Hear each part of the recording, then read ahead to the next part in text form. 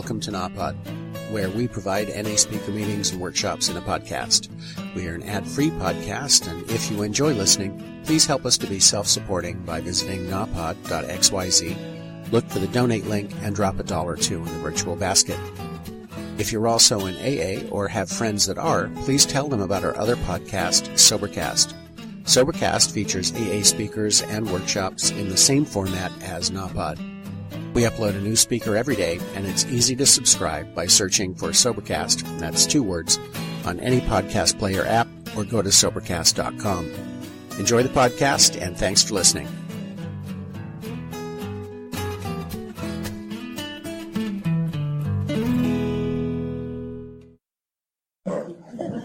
Thanks, Charlie. Thanks, Charlie. I hope you can all hear me and at the back. My name's Trevor, I'm an addict. And I'm very grateful to, I'll be 29 years on the 1st of October.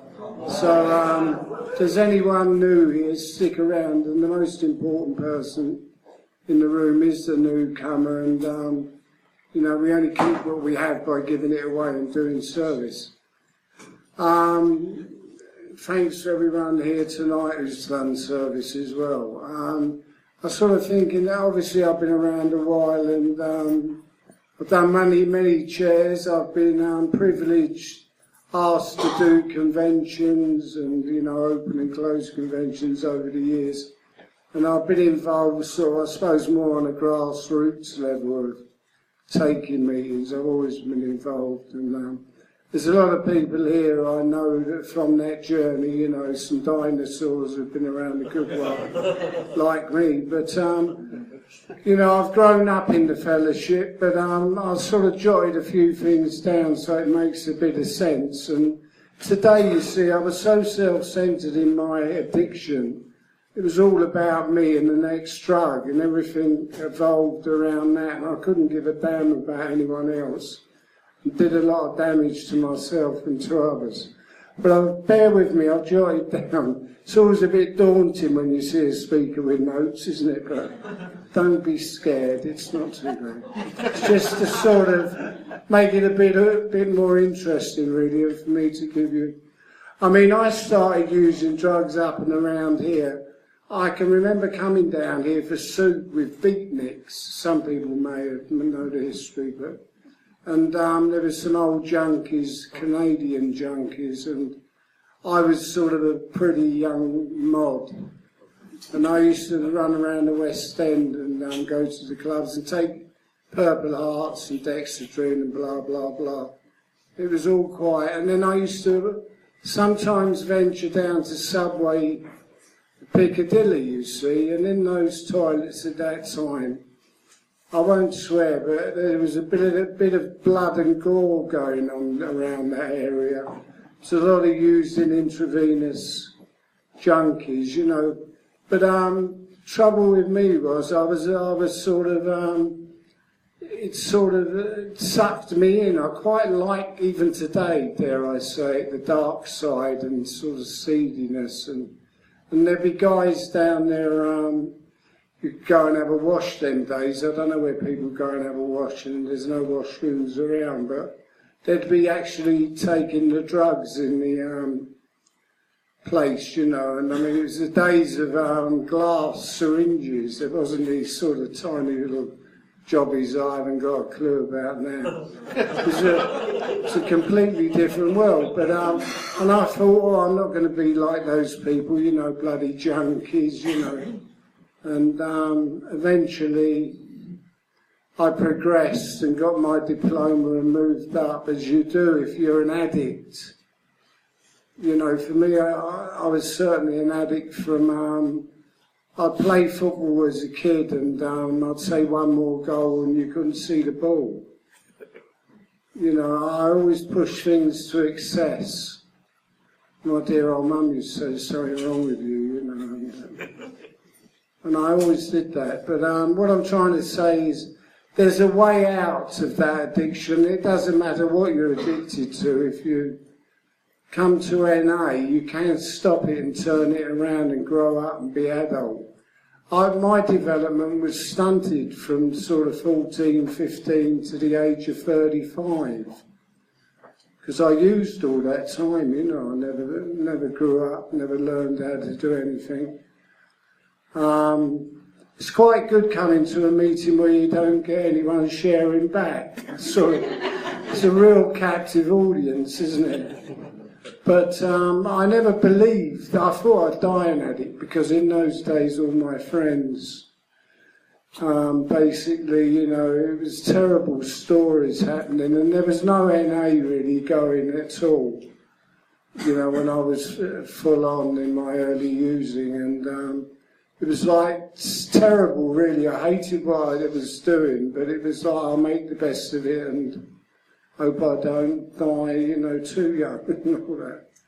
It's all nonsense really, but as I say, going back, bit of banter first I'm giving you, and then I'm going to give you present day stuff, and then I'm going to give you recovery, so it'll come down like that.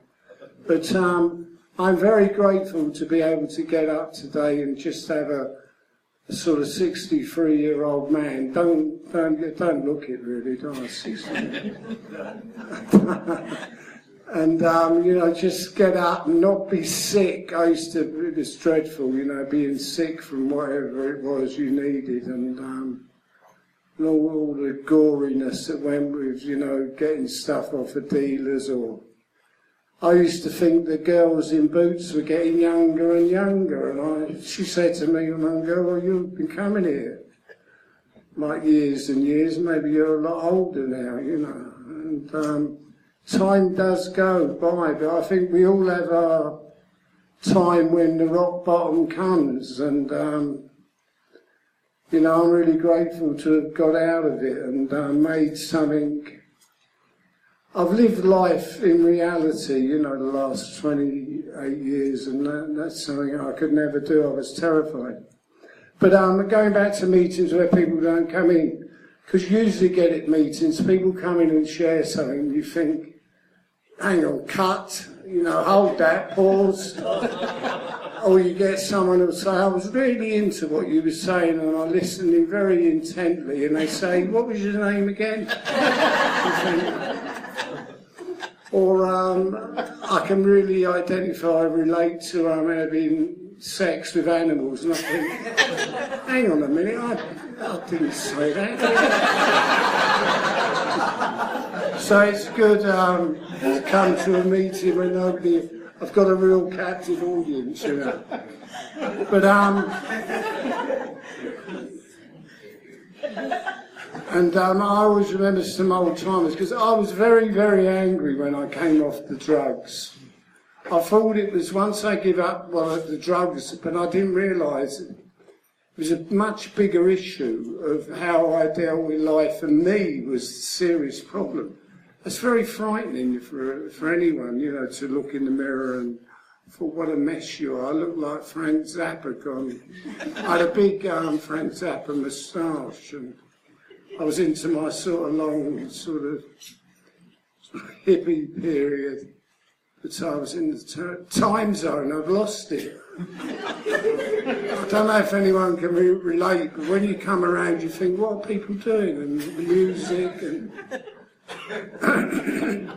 Anyway, just carry on, eh? So, if you come into the meetings, and there's something that Charlie always says is so true, you can stop using them. I mean, why do you come to a meeting? Because originally you do start to come to give it away, but the first thing is you come for help, you know, and it's all here, all the manuals are here, and everything's here. It's just that for some reason addicts are so reluctant to do what's good for them, in a sense, you know. And it does take time to get your head round things. And I was very, very angry when I came in to the meetings. You know, it was like I'd come off my mother's breast, or the bottle had been taken away. I didn't like it, you know. I thought, no, I want this back, you know, and it's like, I can't bear it, reality, and people are so, get on your nerves, you know. You know. When I was sort of in my heroin and cocaine sort of induced comas, they could say anything really around you. You're just completely cotton walled up. I used to think, never touch. And feelings and emotions really didn't, Someone would say, like, oh, so-and-so died down the toilets, blah, blah, blah. You go, oh, they're terrible. You got any extra gear on you? That's how much concern, it was given to another human being. It's terrible, really. Right, just having a look at my couple of very brief notes.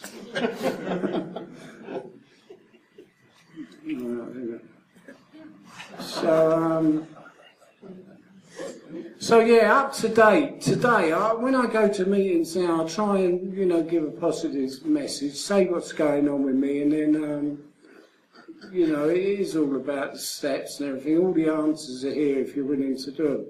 But I've got hepatitis C, picked up. I'm serious, quite serious business now, although I don't look so bad, I suppose.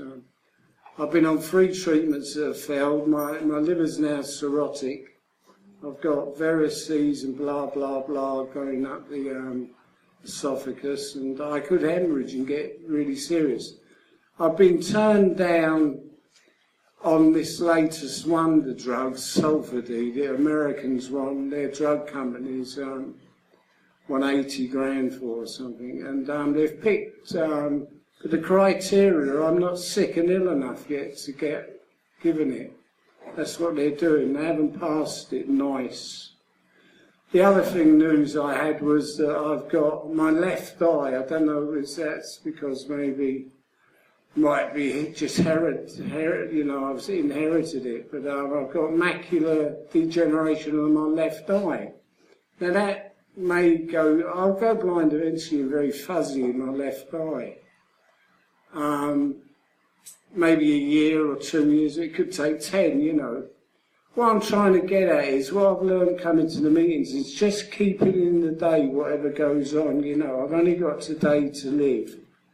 Even though it does worry the life out of me, it's very scary. And I've learned that, whether you're worrying about sitting here, should I go home tonight and clean that fridge? Could be a major problem, can't it, for some people? How they're going to go about doing something like that. Some people, the planets will just keep it in the day, keep it in the day, whatever it is.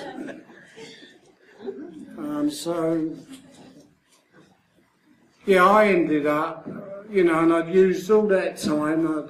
Intravenous drug use is not a pretty thing, because... and I ended up over in the Gordon Hospital. I actually started a Friday meeting there. There was a few guys here remember that meeting on a Friday night. And I was on a mental locked ward, detoxing. I was like a lunatic. And then I went off to Oxford to a community. And it was like being born again, because I'd never ever dealt with any of my emotions or feelings. I'd get up in the morning and intravenously take drugs, So it was a rude awakening coming back to planet Earth. But I had to surrender. What I'm trying to get at now is I had to say I've got a serious fucking problem. Serious problem. I'm an addict. I had to own up and say I want help. I need something to do with it.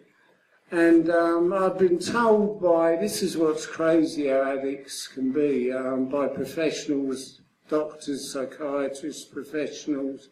You're seriously doing some damage to yourself now, Trevor. Enough's enough.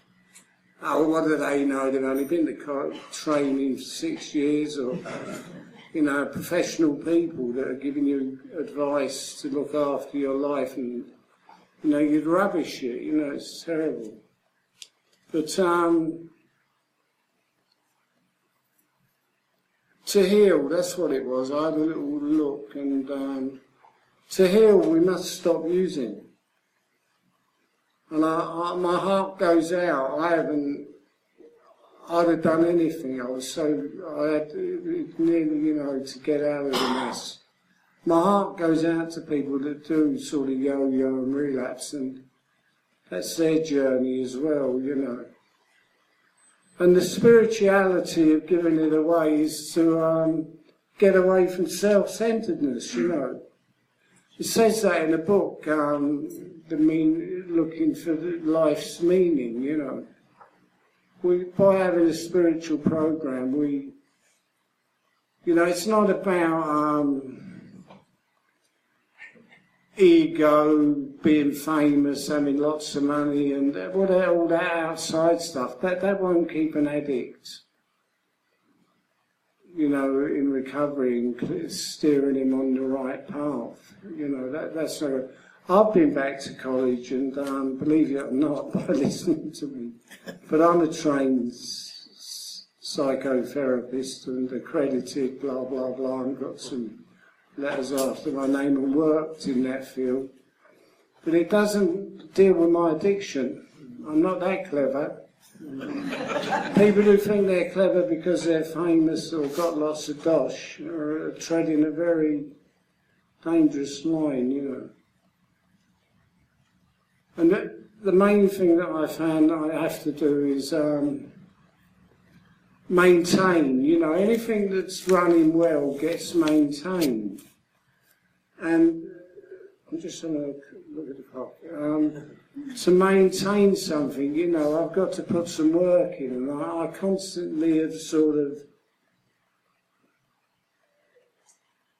my regular week is about 3 meetings. That's sort of the least I do, come to 3 meetings.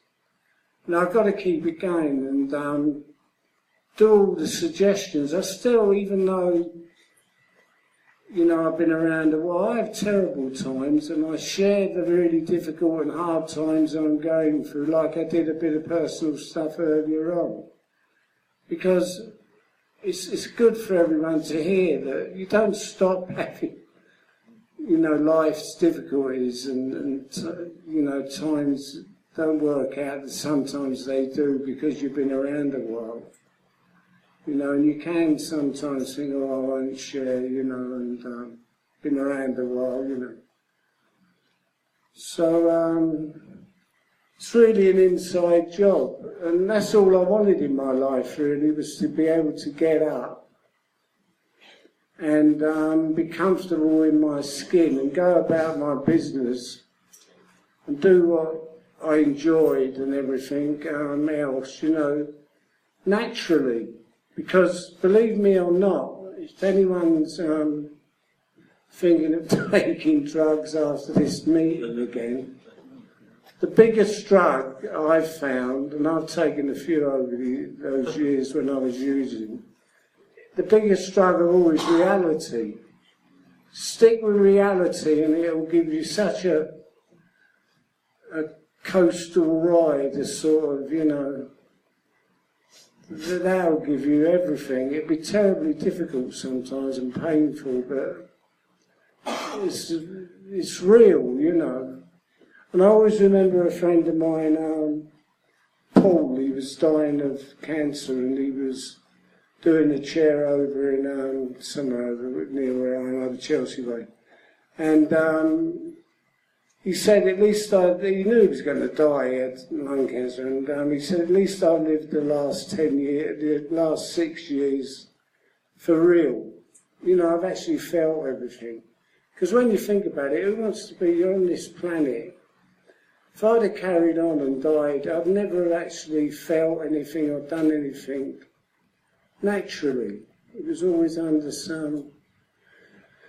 And I've become quite squeaky clean over that time, that shows you that, I don't smoke now. The meetings used to be smoking meetings when I first come to them, Smoky Joe's, and there used to be a meeting up the road at Rathbone Place above the probation office called the Electric Chair was the nickname. I don't know why, it's quite a lot of angry folk there sharing how, terrible things are. And I always remember a friend of mine, he used to always share, No, none of you, he says, had it so bad as me.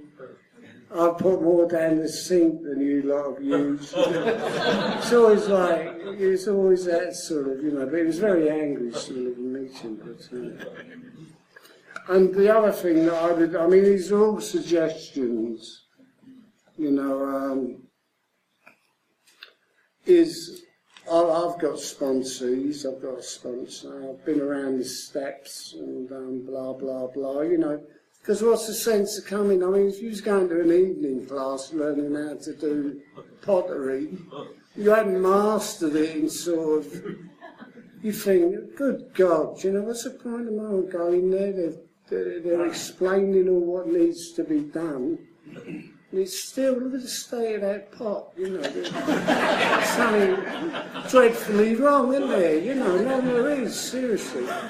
I think unless anyone's really incapable of being honest with themselves or they've got something seriously going on, anyone can do this. We've all, I think, witnessed miracles of change, from people. And the great thing is, it's not about cash, it's not about material stuff, there's nothing better. I always remember at that particular meeting, there was someone on the street. He was terrible, driving you mad. How newcomers can be quite go on and on. And we used to go for coffee and stuff afterwards. No, let's be real about it. You can be mad for 5 years. In early recovery. Gary won't mind me saying that. 5 years I was completely out of lunch, but we used to go for coffee and whatever. And he used to say, I'm thinking of going into this, hostel or something, and should I keep going to meetings and clean up? I said, well, give it a go. You don't know until you do something. Then I think it was about 2 years later, I was at a convention in Brighton. And this spick and span sort of guy in a suit, all clean, came up to me, and I thought, it was him, I won't mention who he is, but he's, he does a good profession now, and you can't buy that sort of stuff, and that's not to blow my own trumpet, but it's just, you've got to give it away, really, otherwise if you don't do that and do some service, and get into a spiritual way of being, you just drift back into the self-centeredness and the old ways, And I always say to sponsees, go and get a job or go to college. Go and do something with, learn how to be told what to do, because I never used to like being told what to do in jobs. I don't like being told what to do anyway, but... we have to, because unless you're the supreme leader of everything, someone's going to say, look, you need to do this. And you can talk to the cows come home in the meetings about this, that and the other. The proof of the pudding's in the eating. It's about the walk. People walk in the walk. It's no good giving it all the old flannel in meetings, and then we know you've murdered your nanny and your granny and buried her on the patio, and you've robbed out the Abbey building site a couple of weeks ago. It's all right though, I'm clean, you know what I mean? You hear a lot. You hear a lot of that nonsense, and it needs people to come up to people and say, that's trash, what you're saying. Absolute garbage. I remember old-timers coming up to me and saying, Trevor, do you know where you want to go? You're a very angry, screwed-up person. And I say, where should I go? You need to go to On and On. Because you go on and on and on and on.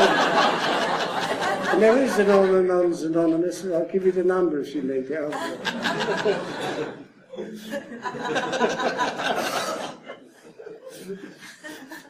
What's the time there? Because I'm very tight at meetings, and I, Gary? I like tight ship. Because you mustn't give them an inch, addicts. Really. Give them an inch or anything. Really.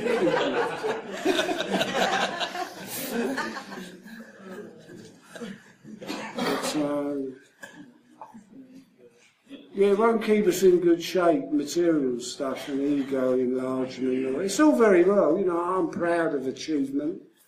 I'm doing an I never did anything academic. I used to think, oh, they're all mad, you know, academics. And, you know, like, then when I had to go and do it and train, it's bloody hard work. You know, you've got a blank piece of paper and you've got to do a dissertation and you know, you've got to toe the line, learn and research and put. That's why a lot of people don't do it, academia. It's so hard work, you know.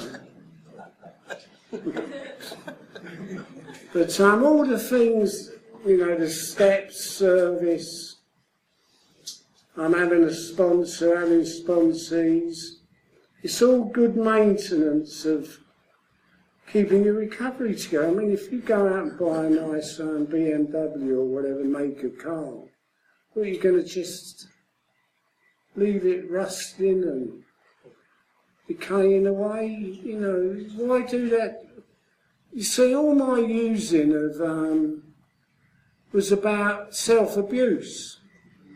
Self-abuse, because no one used to have their arm up my back, but it crippled me, you know, into having a life.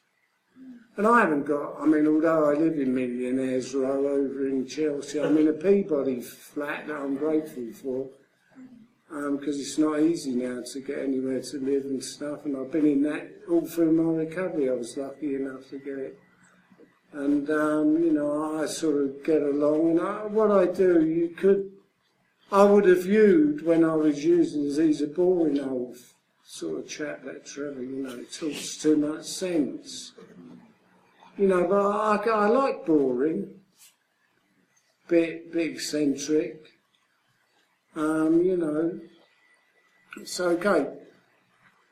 The sponsor said to me, I've had 4 sponsors, and some people know me. The first one I had was Peter Williams, bless him. And there was a gang of people, and there's people here tonight, you know, very generous, and they were there for the newcomer, you know, and he died sadly of AIDS.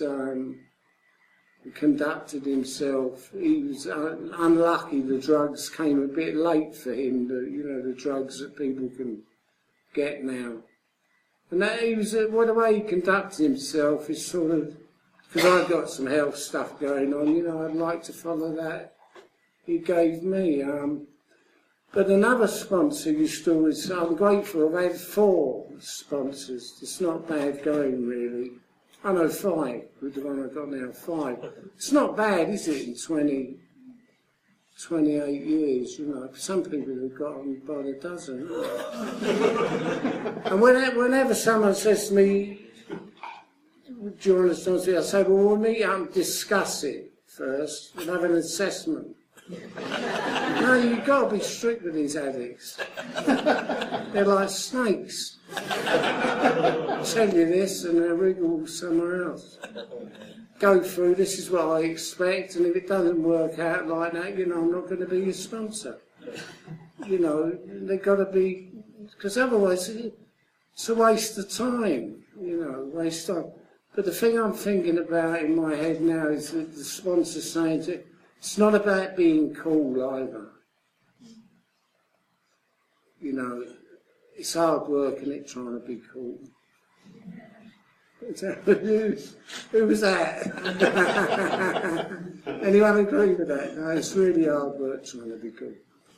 And what you're learning, for me, in life is there's always somebody who's cooler, got more money, is more talented, it's got a bigger one or bigger tool. You're on a loser, mate. Don't get comparing and despairing what other people have got. Always bring it back to have a look at your own stuff, you know.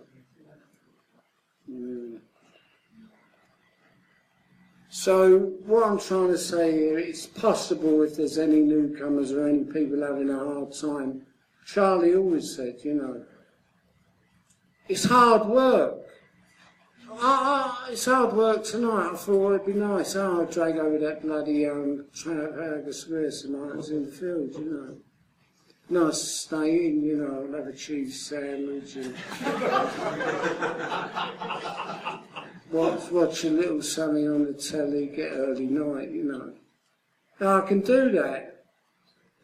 You know, I wouldn't have been looking after myself in the right way. You know, I can turn up today and I'll honour commitments and that's what you get. But what I want to say to end with, really, is unless it's arrested, you know, as we all know, addiction can be fatal. I mean, you know, it's a terrible sort of disease and illness, and it needs to be maintained and looked after. And anyone, you know, I used to be known over the River Victoria as no nonsense Trevor. Yeah, it is serious. You know, anyone want to dispute it's a serious, you know, it's not, I'm not a funfair, you know, playing coconut shy. Serious business, Pete. We're in the business of saving lives and saving our own life. No, really, I mean, I'm trying to end on a serious, you know, this is a serious business. And it's all there if you want to put the work in, you know, and addicts do recover. And I'll end it there, and I wish you all well, and thanks for asking me, very grateful.